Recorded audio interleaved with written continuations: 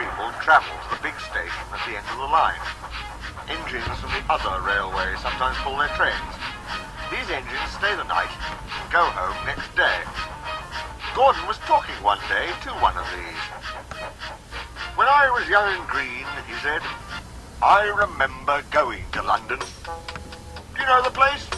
The station's called King's Cross. King's Cross? Snorted the engine. London's Euston. Everybody knows that. Rubbish, said Duck. London's Paddington. I know. I worked there. They argued till they went to sleep. They argued when they woke up. They were still arguing when the other engine went away. Stupid thing, said Gordon crossly. I've no patience. Stupid yourself, said Duck. London's Paddington. Paddington, do you hear? Stop arguing, James broke in. You make me tired. You're both agreed about something anyway. What's that? London's not Euston, laughed James. Now shut up. Gordon rolled away, still grumbling. I'm sure it's King's Cross. I'll go and prove it. But that was easier said than done. London lay beyond the big station, at the other end of the line. Gordon had to stop there. Another engine then took his train. If I didn't stop, he thought, I could go to London. One day he ran right through the station. Another time he tried to start before the fireman could uncouple the coaches. He tried all sorts of tricks, but it was no good. His driver checked him every time. Oh dear, he thought sadly, I'll never get there. One day he pulled the express to the station as usual. His fireman uncoupled the coaches, and he ran onto his siding to wait till it was time to go home.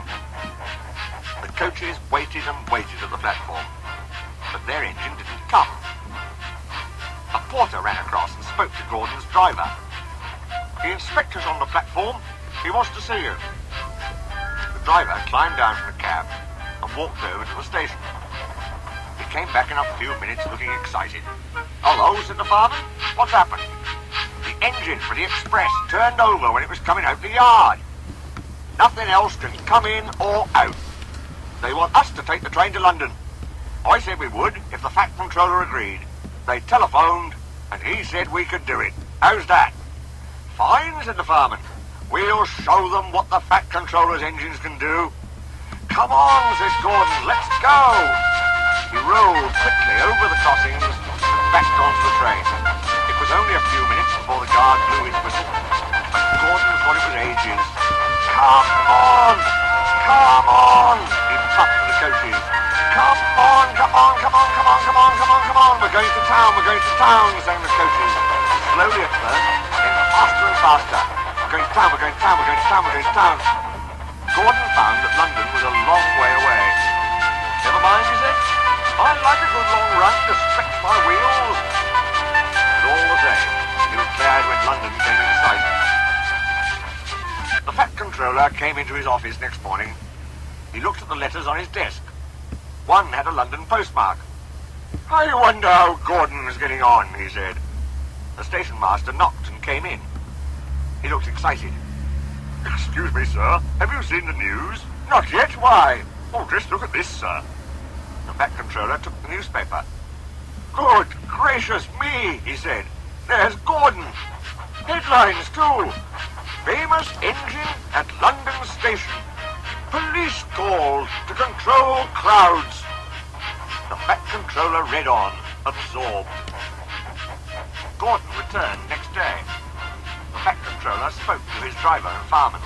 I see you had a good welcome in London. We certainly did, sir. We signed autographs till our arms ached. And Gordon had his photograph taken from so many directions at once that he didn't know which way to look. Good, smiled the Fat Controller. I expect he enjoyed himself.